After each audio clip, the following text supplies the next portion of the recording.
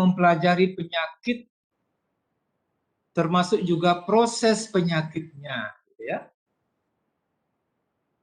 Jadi patologi dapat membantu dokter mendiagnosa berbagai penyakit pada hewan dan manusia. Seorang patolog juga berperan mengungkap penyebab keparahan penyakit dan memutuskan langkah pencegahan dan pengobatan. Itu ya. Di situ nanti perannya ya. Peran penting dari ilmu penyakit ini ya. Jadi patologi adalah ilmu yang mempelajari penyakit, termasuk juga proses penyakitnya. Kalau ada hewan mati atau hewan sakit, tentu tugas seorang patolog itu adalah mencari tahu apa penyebab sakitnya, apa juga penyebab matinya, begitu ya. Itu gininya. Tugasnya adalah berperan mengungkap penyebab. Kemudian keparahan penyakitnya, setelah itu diputuskan tindakan pencegahan dan pengobatan. Ya. Itu gininya, peran penting dari mata kuliah patologi ini ya.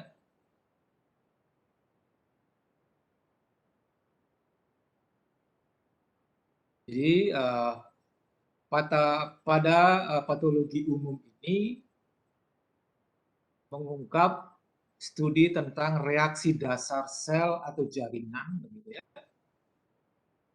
Mengungkap studi tentang reaksi dasar sel atau jaringan terhadap adanya rangsangan abnormal yang mendasari suatu penyakit.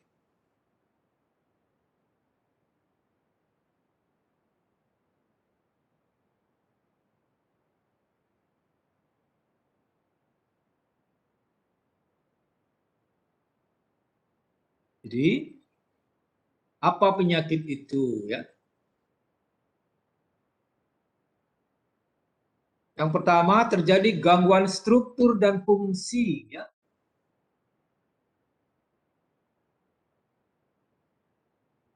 Jika terjadi gangguan struktur dan fungsi, terutama yang menimbulkan tanda-tanda klinis tertentu. Kalau secara manifestasi ya, kita sudah merasa kepala pusing, batuk-batuk, demam, diare, begitu ya. Jadi kalau kemudian kita amati di bawah mikroskop, apakah dia jaringan otak, paru-paru, usus begitu, tentu yang kita amati di bawah mikroskop itu adalah adanya perubahan struktur dan fungsi. Ya. Adanya perubahan struktur dan fungsi. Misalnya pada diare, misalnya pada diare. Terjadi perubahan struktur pada epitel usus berupa radang dan nekrosis seperti itu. Kalau kita sudah menemukan adanya perubahan struktur seperti nekrosis dan radang itu, tentu akan diikuti oleh adanya perubahan fungsi. Yang dulunya dia berfungsi sebagai ini, epitel absorpsi, karena adanya perubahan struktur, fungsi itu tidak dijalankan. Sehingga apa saja masuk, akan segera keluar kembali dengan tanda klinis yang kita ketahui sebagai diare ya. Begitu gininya ya. Jadi oleh karenanya kalau terjadi peradangan pada setiap organ itu pada tubuh kita jangan dianggap sepele ya. Misalnya kalau ada di antara kalian itu yang ada indikasi pneumonia begitu ya, nefritis pada ginjal, radang ginjal, harus diberi tindakan pengobatan secara tuntas. Jangan dibiarkan berlama-lama. Karena kalau tidak dibiarkan, kalau kalian biarkan itu berlama-lama, nanti akan berakibat pada terjadinya gangguan fungsi, gitu ya, gangguan fungsi.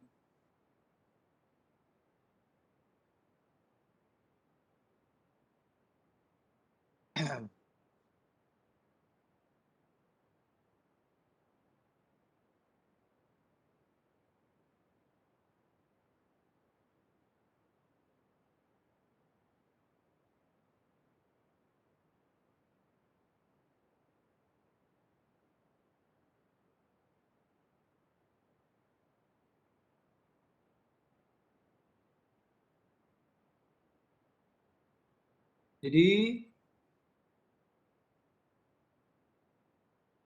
ada beberapa hal penting ya dalam patologi yang kalian harus ketahui ya.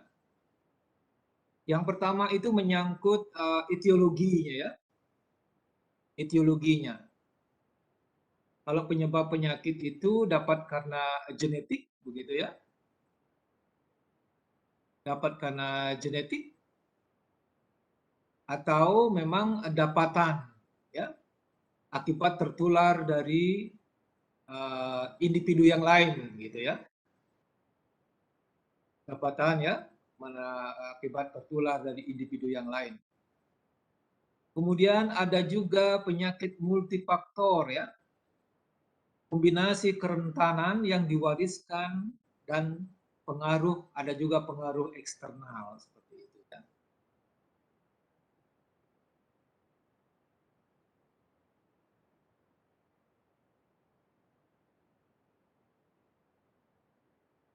Kemudian di dalam patologi umum juga ada istilah patogenesis ya, patogenesis. Mekanisme atau urutan kejadian yang dimulai dari inisiasi cedera pada sel atau jaringan hingga timbulnya penyakit ya. Jadi patogenesis ini penting ya. Jadi istilah patogenesis ini penting kalian ingat dan kalian pahami. Dia merupakan mekanisme atau urutan kejadian yang dimulai dari inisiasi cedera sel atau jaringan hingga timbulnya penyakit ya. Timbulnya penyakit.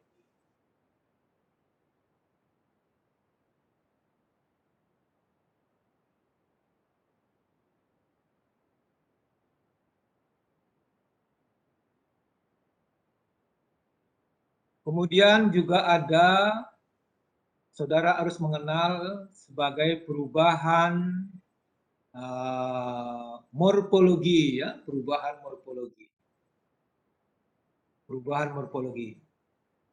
Jadi perubahan yang terjadi secara struktural gitu ya, baik secara gross patologi ataupun mikroskopis gitu ya.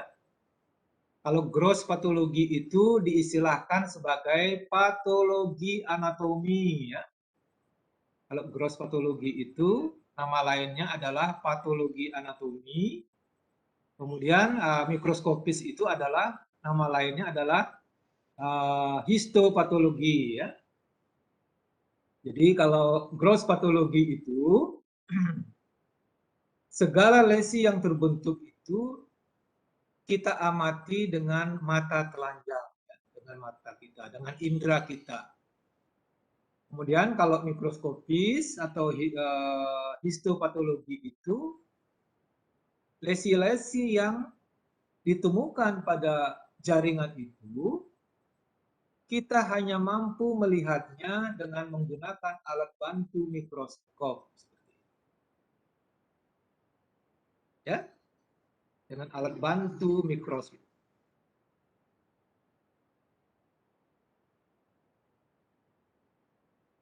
Kita lanjut dengan Tanda klinis ya.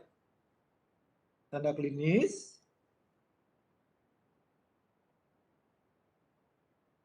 karakteristik perubahan morfologi begitu ya. Karakteristik perubahan morfologi dan distribusinya pada suatu organ atau jaringan yang dapat mempengaruhi fungsi normal dan menentukan timbulnya tanda klinis, patogenesis, dan prognosis penyakit. Nanti di penyakit dalam kalian akan dapat istilah prognosa ya. Prognosa. Jadi berdasarkan gejala klinis begitu ya.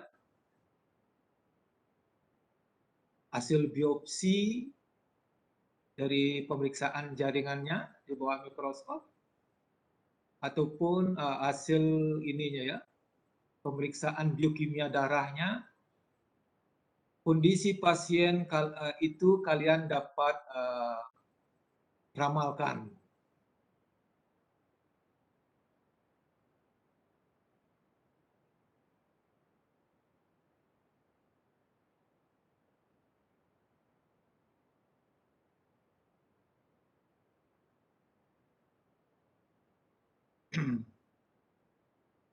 Jadi seperti itu ya.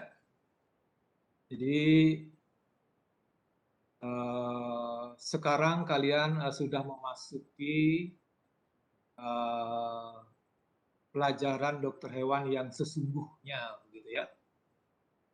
Kalian sudah memulai belajar ilmu penyakit. Ya. Saudara harus ingat bahwa beberapa agen infeksi itu seperti virus, bakteri, parasit, jamur, dan lain sebagainya itu ya, dengan berbagai karakteristiknya pada jaringan itu kita akan dapat mengenalnya. Ya. Kita akan dapat mengenalnya. Bagaimana kita mengenalnya?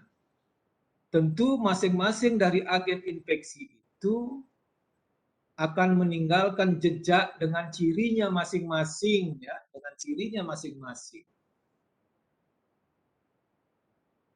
Kalau misalnya ya, kalau misalnya infeksinya masih bersifat akut oleh apapun patogennya, gitu ya, apapun patogennya,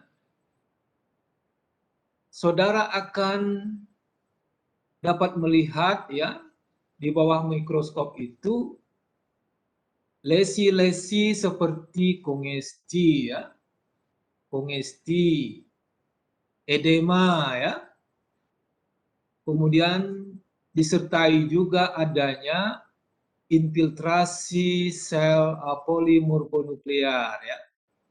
Nah, ketika kalian menemukan respon jaringan seperti itu di bawah mikroskop, itu berarti proses infeksi berjalan akut, masih akut namanya ya, masih akut namanya.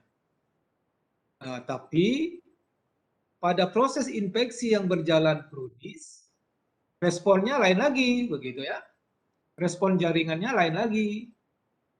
Tentu saudara akan dapat melihat jejak-jejak yang ditinggalkan oleh berbagai patogen yang biasa menimbulkan respon kronis itu. Misalnya seperti apa? Ditemukan banyak proliferasi sel fibroblast, limfosit, makrofag, ataupun giant cell ya.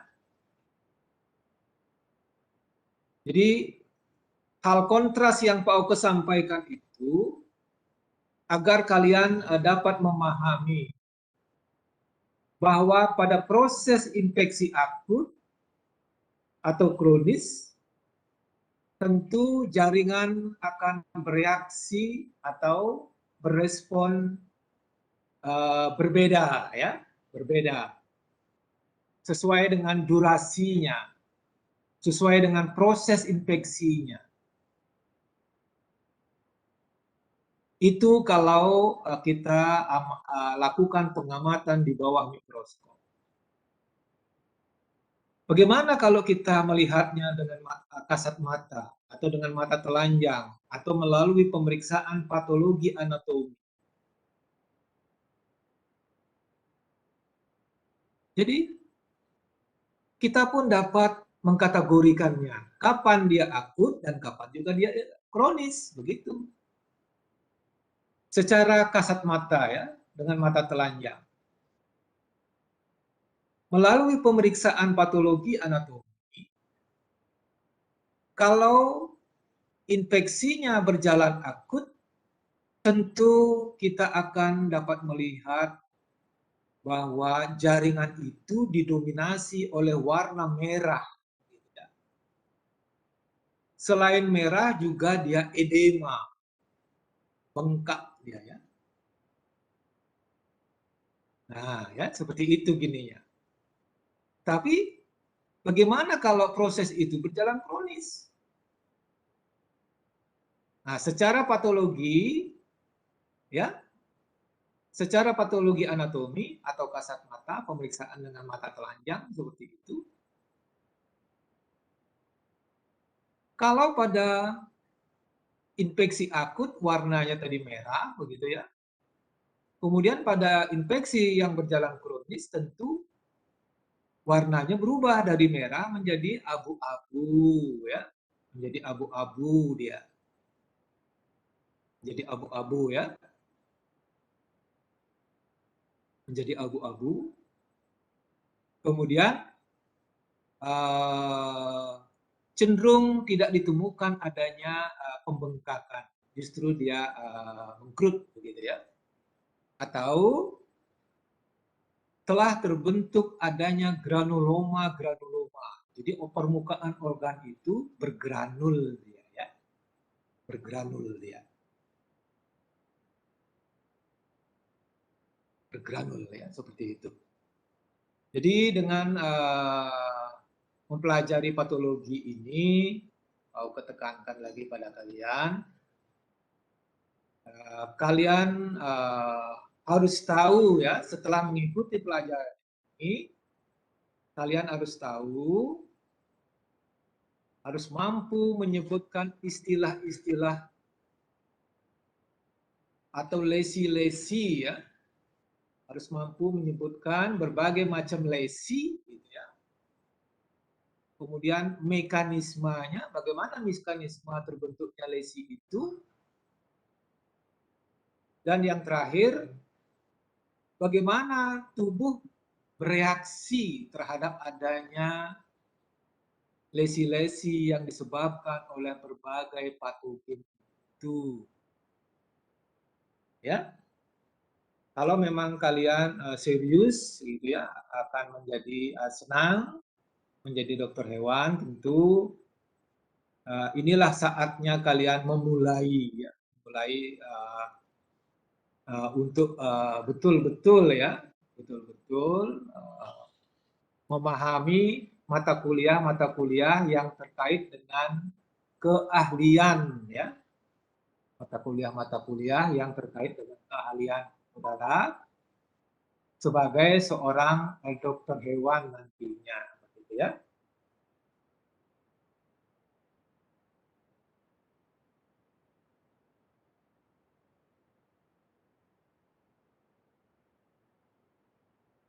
Nah ini ya.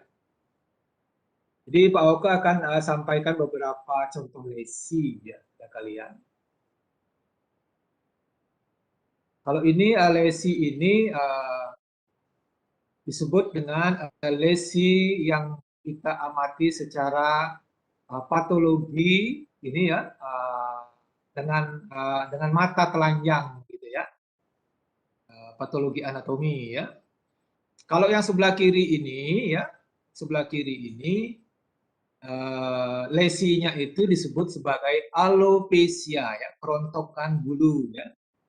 Alopecia, alopecia. Mungkin alopecia ini salah satu penyebabnya dapat karena infeksi tungau, begitu ya, parasit tungau Sarcoptes atau Demodex atau yang lainnya, gitu ya. Atau dia karena alergi, ya, karena alergi. Kemudian yang di sebelah kanan ini, yang nonjol-nonjol putih ini disebut dengan lesi granuloma, ya. Disebut dengan lesi granuloma. Lesi granuloma. Dia cenderung putih ya, keabu-abuan, gitu ya. Nah, kemudian kalau kita lihat di bawah mikroskop, mungkin saja ya penyebab dari lesi granuloma ini seperti kuman TBC, Mycobacterium tuberculosis, atau juga bisa juga karena infeksi oleh jamur, ya, infeksi oleh jamur seperti itu ya. Ini sekedar ini ya, contoh-contoh lesi saja. Kemudian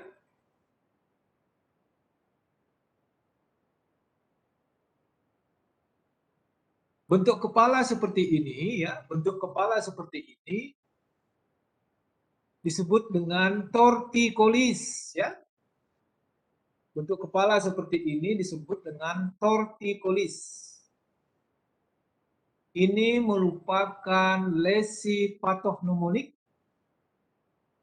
dari penyakit Newcastle disease, gitu ya, atau dari penyakit ND. Ya, ini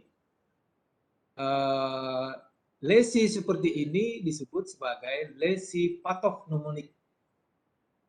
Lesi torticollis ya, lesi torticollis. Jadi torticollis ini merupakan lesi patognomonik dari penyakit ND, gitu ya, atau avian influenza seperti itu ya.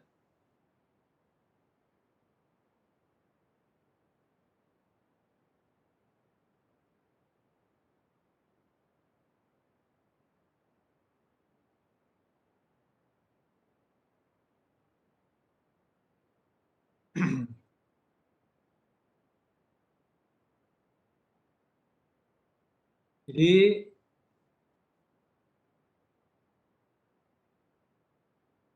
saudara juga harus paham ya, harus familiar dengan istilah biopsi ya. Baik di kedokteran hewan atau di manusia, juga umum kita melakukan tindakan biopsi ya. Melakukan tindakan biopsi. Jadi pengangkatan begitu ya. Pengangkatan dan pemeriksaan jaringan dari tubuh hewan hidup untuk menegakkan diagnosa, ya, untuk menegakkan diagnosa. Kalau misalnya kalian menemukan anjing ya, seekor anjing menderita dermatitis sistemik ya, ataupun dermatitis lokal. Untuk mengetahui penyebabnya, tentu kalian harus melakukan tindakan biopsi. Ya. Jadi sebagian kecil dari jaringan itu kalian ambil, begitu ya. Bagian kecil dari jaringan itu kalian ambil, nah, kalian masukkan ke dalam ini ya, pot yang telah diisi dengan formalin 10%, begitu. Nah, selanjutnya diproses, gitu ya. Selanjutnya diproses dan diwarnai dengan pewarna hematoksilin diusin. Nah, setelah itu kemudian kalian periksa di bawah mikroskop. Periksa di bawah mikroskop. Ya. Ada beberapa kemungkinan yang kalian dapat temukan kalau anjing itu memang benar-benar menderita dermatitis alopecia. Ya.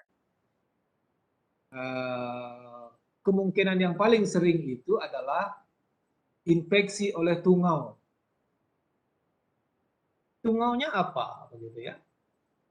Yang umum itu adalah Demodex dan Sarcoptes yang umum ya. Kalau Demodex itu tungau itu berbentuk morfologinya berbentuk seperti wortel begitu. Kemudian kalau Sarcoptes itu yang menyebabkan rasa gatal yang amat sangat itu tungaunya berbentuk bulat gitu ya. Bulat cenderung segi empat ya. Seperti itu.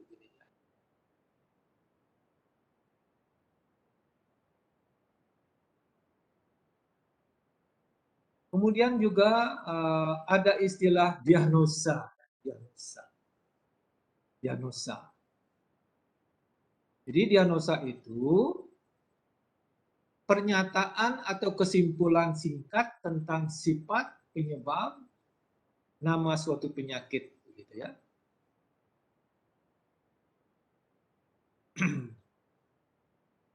Jadi keakuratan diagnosis itu dibatasi oleh bukti yang tersedia untuk penelitian. Ya. Jadi keakuratan diagnosis itu dibatasi oleh bukti-bukti yang tersedia dari suatu penelitian. Itu gitu ya.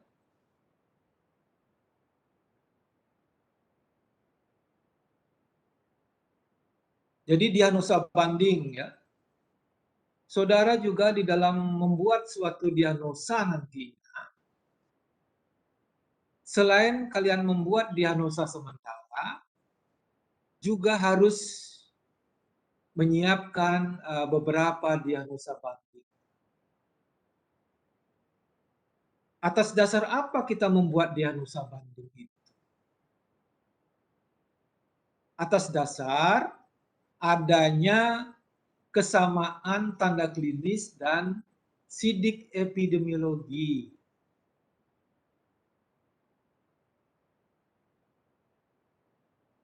Di sana pentingnya kita membuat diagnosa banding.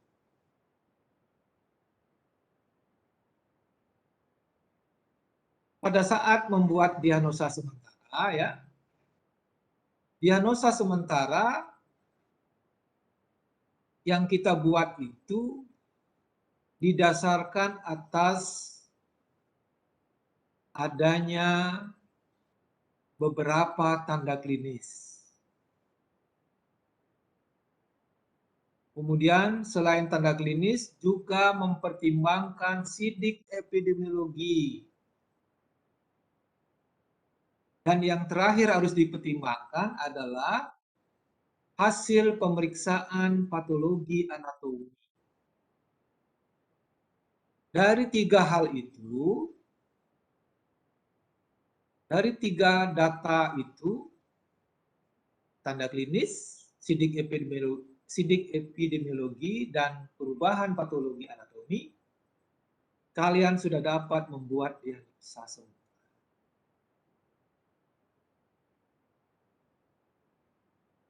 Tidak cukup hanya diagnosa sementara saja.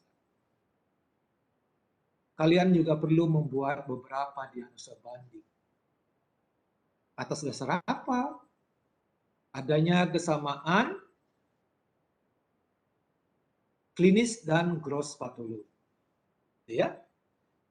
Itu dasarnya. Kenapa kalian harus selain membuat diagnosa sementara, juga harus membuat diagnosa banding seperti itu. Ya.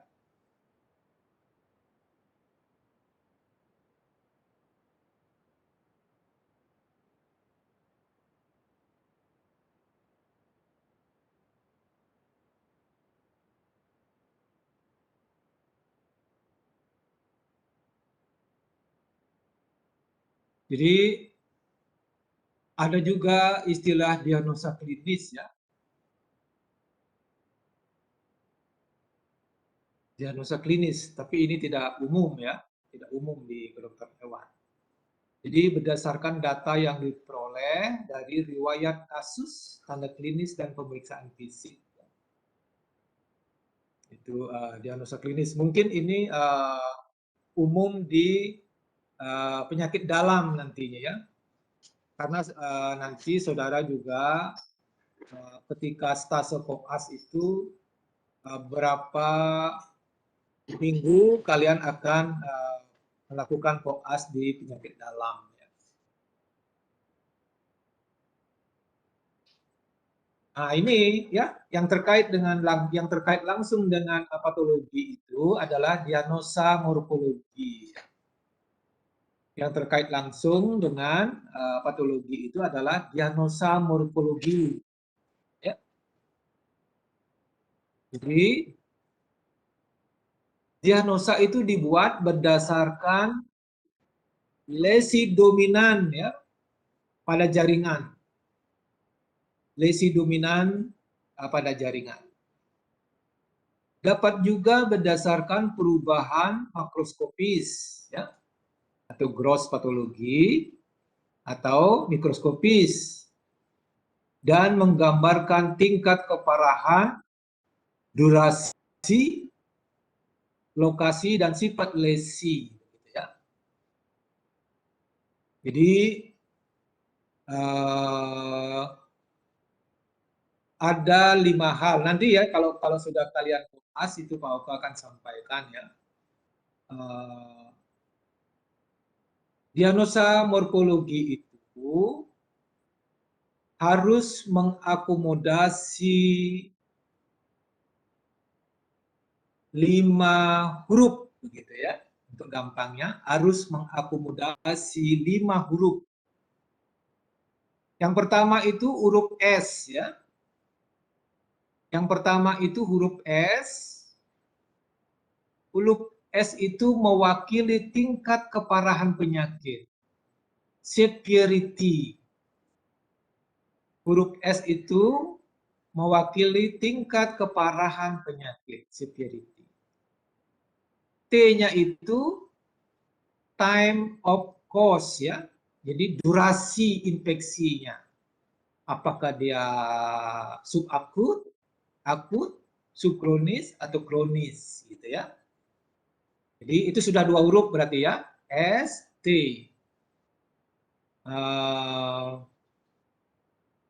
Kemudian huruf D ya. S tadi kan STDPO.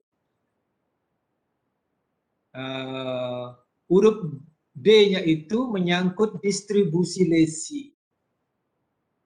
Bagaimana distribusi lesi yang ditemukan di bawah mikroskop itu? Apakah dia hanya tersebar setempat, tersebar merata, atau tersebar di seluruh permukaan organ? Gitu ya. Itu masing-masing ada istilahnya ya. Untuk itu nanti pelajaran itu baru kalian dapatkan setelah memasuki stase kodil ya. Nanti Pak Oke yang memberikannya.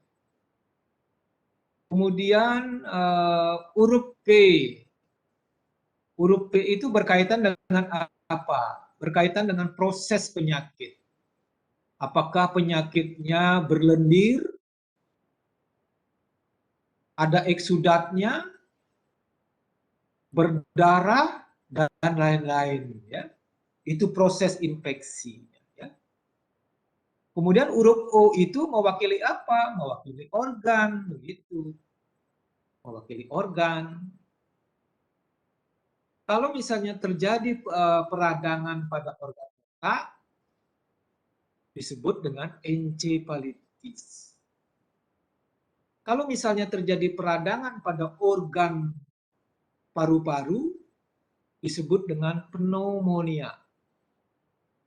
Kalau misalnya terjadi peradangan pada hati, organ hati disebut dengan hepatitis ya dan lain sebagainya, gitu ya. Jadi dia harus mengakomodasi 5 huruf ya untuk gampangnya kalian mengingat itu. Huruf apa saja? Huruf S, D, D, P, O gitu ya. Itu dia. Nah, sekarang misalnya ya. Misalnya bronchopneumonia fibrinosa akut severe, local, extensive. Nah, itu ya. Ini ideal ya, jadi diagnosa morfologi yang ideal. Bronchopneumonia fibrinosa akut, severe, local, extensive. Bronchopneumonia ini, kalau Pak Auke kaitkan dengan 5 huruf tadi itu, termasuk dia organ ya, organnya. Fibrinosis ini proses penyakitnya. Akut ini time of course-nya. Ya. Kalau severe ini keparahannya, huruf S tadi ya. Kalau local extensive ini berkaitan dengan distribusinya. Begitu ya. Jadi mudah-mudahan kalian ini ya semakin tertarik menjadi seorang dokter hewan setelah mempelajari mata kuliah patologi ya. Biasanya seperti itu biasanya ya. Semakin tertarik kalian itu setelah mendapat mata kuliah, beberapa mata kuliah keahlian. Salah satunya adalah patologi ya. Seperti itu dia.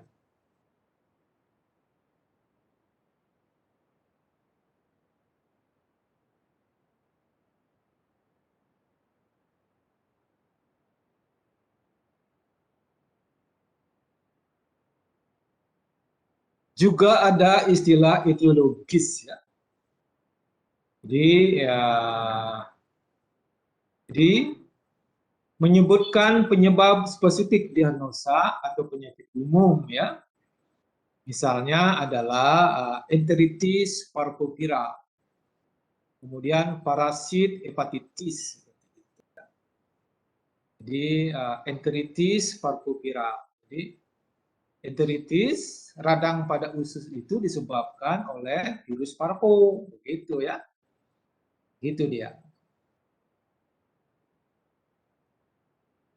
Jadi kalau diagnosa penyakit definitif, diagnosa khusus yang menyatakan nama penyakitnya. Ya.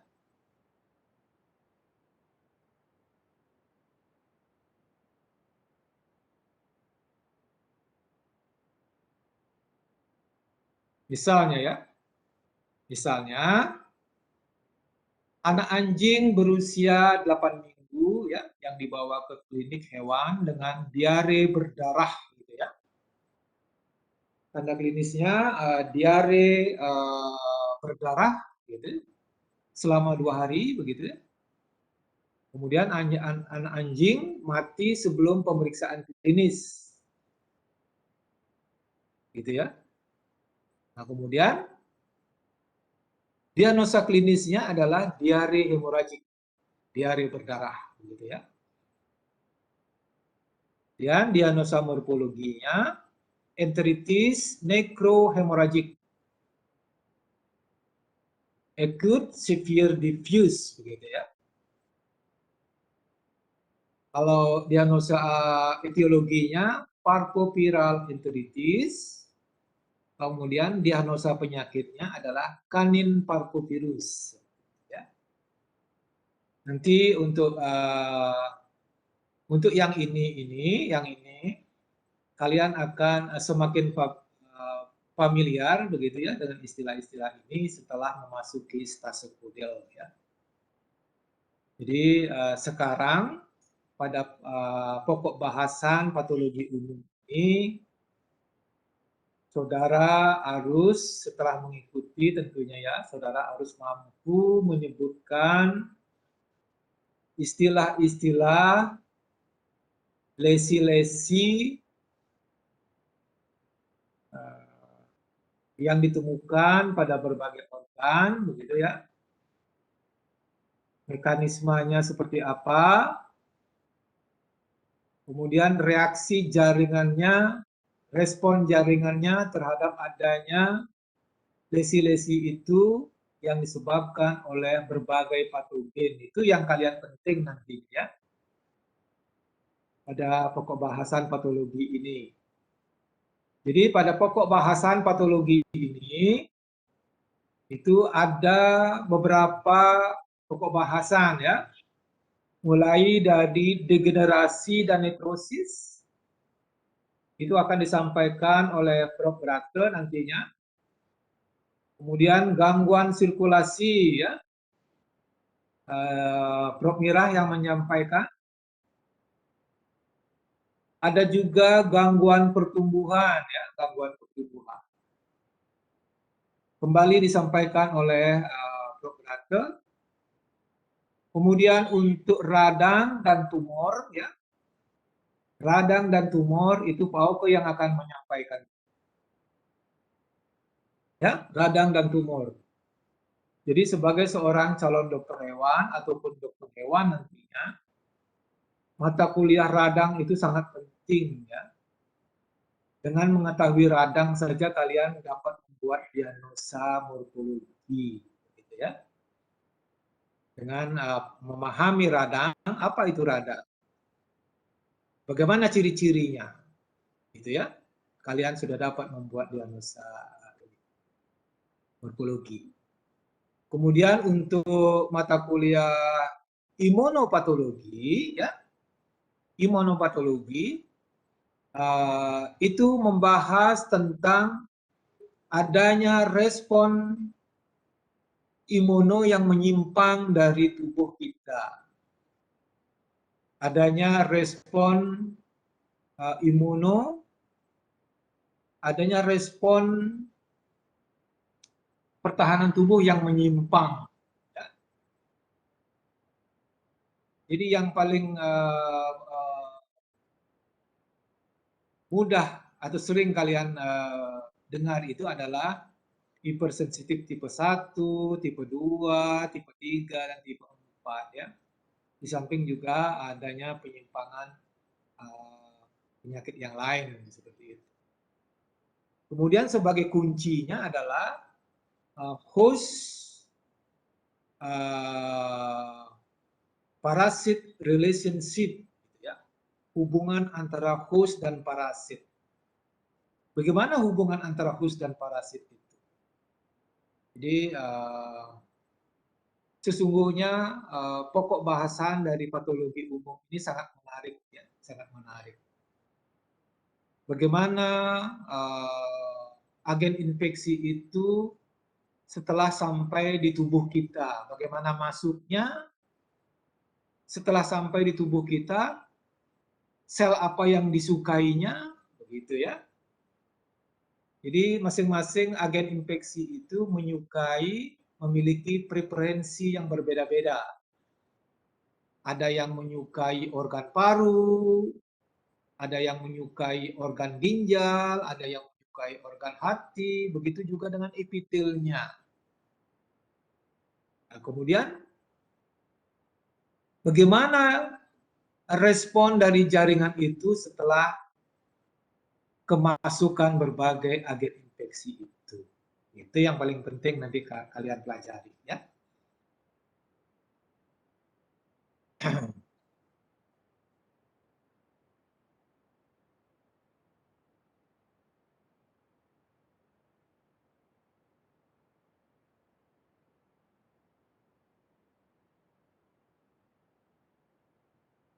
Ada pertanyaan sampai di sini?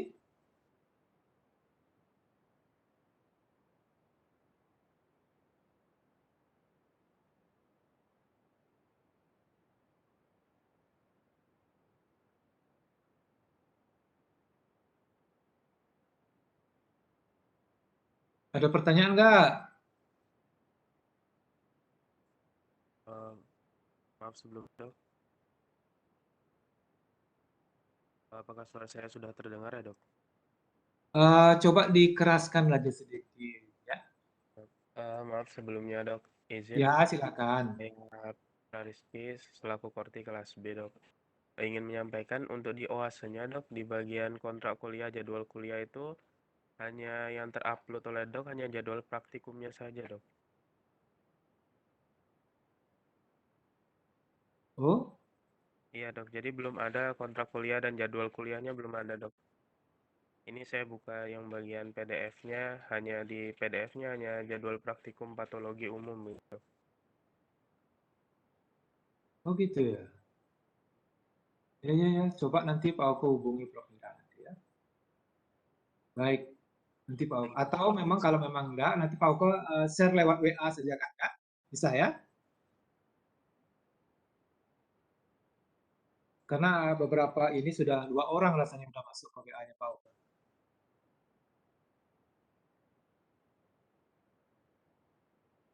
Ada lagi yang ditanyakan? Oh, itu saja dok, terima kasih banyak dok. Baik ya, kalau tidak ada untuk pertemuan perdana ini cukup sampai di situ ya. Cukup sampai di sini. Aku akhiri ya.